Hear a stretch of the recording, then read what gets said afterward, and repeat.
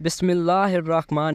مرد کی پسلی سے عورت کو بنا کے اللہ تعالیٰ نے مرد کو اپنی اس حکمت کا اشارہ دیا کہ میں نے اس عورت کی تخلیق فرشتوں کی لائے مٹی سے نہیں کی، میں نے تمہارے جسم کے حصے سے اس لیے نکالا کہ عورت کا تقدس اور پردہ قائم رہے۔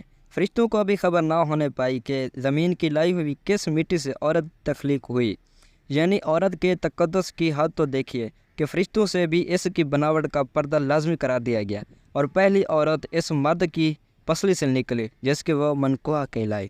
اب بات آتی ہے پسلی کی۔ عورت پسلی سے ہی کیوں نکلی؟ کیا ٹیڑھا پن وہی سے ملا؟ نہیں، جہاں بھی حکمت سے خالی بات نہیں ہے۔ انسانی جسم میں دل اور بہت سے نازک حصے پسلی کے پیچھے چھپے ہوتے ہیں، یعنی پسلی ایک ڈھال ہے۔ ان نازک حصے کے لیے تو اللہ پاک نے عورت کو پسلی سے نکال کے یہ نہیں بتایا کہ عورت میں ٹیڑھا پن ہے، بلکہ اس عورت کو پسلی کی تخلیق کر کے یہ بات سمجھا دی کہ عورت وقت بڑھنے پر ڈھال بھی بن سکتی ہے۔ حضور پاک صلی اللہ علیہ وآلہ وسلم صحابہ کی محفل میں جلوہ فرما تھے کہ ایک شخص حاضر ہوا اور عرض کرنے لگا، یا رسول اللہ صلی اللہ علیہ وآلہ وسلم، کوئی ایسا مومن بھی ہے جو جہنم میں رہے گا؟ حضور پاک صلی اللہ علیہ وآلہ وسلم فرمانے لگے، ہاں، ایک شخص ایسا ہوگا جو جہنم کی گہرائی میں 1000 سال رہے گا اور مسلسل اونچی آواز میں پکارتا رہے گا، یا حنان یا منان۔ ایک دن اس قدر اونچی بلند آواز سے ہی یا حنان یا منان کہے گا کہ حضرت جبرائیل علیہ السلام جہنم کے قریب سے گزرتے ہوئے اسے سن لیں گے۔ حضرت جبرائیل علیہ السلام حیران ہوں گے کہ یہ کیسی عجیب بات ہے، کوئی مسلسل یا حنان یا منان پکار رہا ہے۔ حضرت جبرائیل علیہ السلام عرش کے سامنے حاضر ہوں گے اور سر سجدے میں رکھ کر خدا کی تسبیح بیان کریں گے۔ اللہ فرمائے گا، اے جبرائیل علیہ السلام سر اٹھاؤ۔ جیسے ہی حضرت جبرائیل علیہ السلام سر اٹھائیں گے تو اللہ فرمائے گا کہ بتاؤ جبرائیل علیہ السلام، کیا عجیب دیکھا؟ آج تم نے حضرت جبرائیل علیہ السلام عرض کریں گے، اے ہمارے رب، میں نے جہنم سے آتی ہوئی ایک آواز سنی ہے جو کہ گہرے گڑھے سے لگ رہی تھی، کوئی پکار رہا تھا، یا حنان یا منان۔ اللہ فرمائے گا، اے جبرائیل علیہ السلام، جہنم کے درکا مالک کے پاس جاؤ اور اسے کہو کہ جو بندہ یا حنان یا منان کی صدا لگا رہا ہے اسے جہنم سے نکال کر تمہارے حوالے کر دے، پھر اسے میرے پاس لے آؤ۔ حضرت جبرائیل علیہ السلام جہنم کے دروازے پر تشریف لے جائیں گے، دروازے پر دستک دیں گے، مالک بہہ رہیں گے۔ حضرت جبرائیل علیہ السلام انہیں اللہ پاک کا حکم سنائیں گے، حکم سن کر مالک جہنم کے اندر جائیں گے۔ حضرت محمد صلی اللہ علیہ وآلہ وسلم نے فرمایا، جیسے ماں اپنے بچے کو پہچانتی ہے، مالک ایسے جہنم کو پہچانتے ہیں۔ اس کے باوجود آپ یا حنان یا منان کہنے والے شخص کو تلاش نہیں کر پائیں گے۔ باہر تشریف لائیں گے، حضرت جبرائیل علیہ السلام عرض کریں گے، اے جبرائیل، جہنم نے گہرا سانس لیا ہے، اس لیے کون سی چیز پتھر ہے، کون سی چیز لوہا ہے اور کون انسان ہے، اس کی پہچان نہیں ہو رہی۔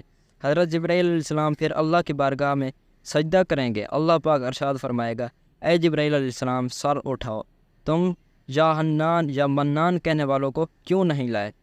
جبرائیل علیہ السلام عرض کریں گے، مولا، دو رکعہ جہنم مالک نے بھی معذرت کر لی ہے، کہتے ہیں جہنم نے گہری سانس لی ہے، اس وجہ سے پتھر، لوہے اور انسان کے درمیان کوئی فرق نہیں بچا ہے، تو یہ سب جل کر کوئلہ بن چکے ہیں، کسی چیز کی پہچان نہیں ہو پا رہی۔ اللہ فرمائے گا، جبرائیل، مالک سے کہو میرا بندہ جہنم کے فلاں گڑھے میں فلاں کونے میں اس حالت میں پڑا ہوا ہے۔ حضرت جبرائیل علیہ السلام جہنم کے دروازے پر جائیں گے اور حضرت مالک کو یا حنان یا منان پکارنے والے کا پتہ بتائیں گے۔ حضرت مالک جہنم کے اندر جائیں گے اور دیکھیں گے ایک شخص ہے، اس کے پاؤں اور اس کی پیشانی کے ساتھ اور اس کے ہاتھ گردن کے ساتھ بندھے ہوئے ہیں، اور جہنم کے سانپ بچھو اس کے ساتھ لیٹے ہوئے ہیں۔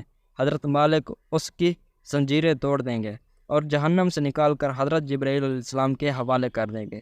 حضرت جبرائیل علیہ السلام اسے عرش الہی کے سامنے حاضر ہوں گے، سر سجدے میں رکھیں گے۔ اللہ پاک فرمائے گا، حضرت جبرائیل علیہ السلام سر اٹھاؤ۔ جبرائیل علیہ السلام سر اٹھائیں گے۔ اب اللہ پاک اس بندے سے فرمائے گا، اے بندے، کیا میں نے تیری بہترین تخلیق نہیں کی تھی؟ کیا میں نے تیری طرف رسول نہیں بھیجے تھے؟ کیا میرے رسولوں نے تمہیں میری کتاب نہیں سنائی تھی؟ کیا میرے رسولوں نے تمہیں نیکی کا حکم نہیں دیا تھا؟ کیا تجھے برائی سے منع نہیں کیا گیا تھا؟ وہ بندہ ساری باتوں کو مانے گا، اقرار کرے گا یا اللہ تو نے میری بہت اعلیٰ تکلیف فرمائی، تیرے رسول بھی تشریف لائے اور انہوں نے تیرے احکام بھی سنائے۔ اللہ پاک فرمائے گا فلاں فلاں گناہ کیوں کیا؟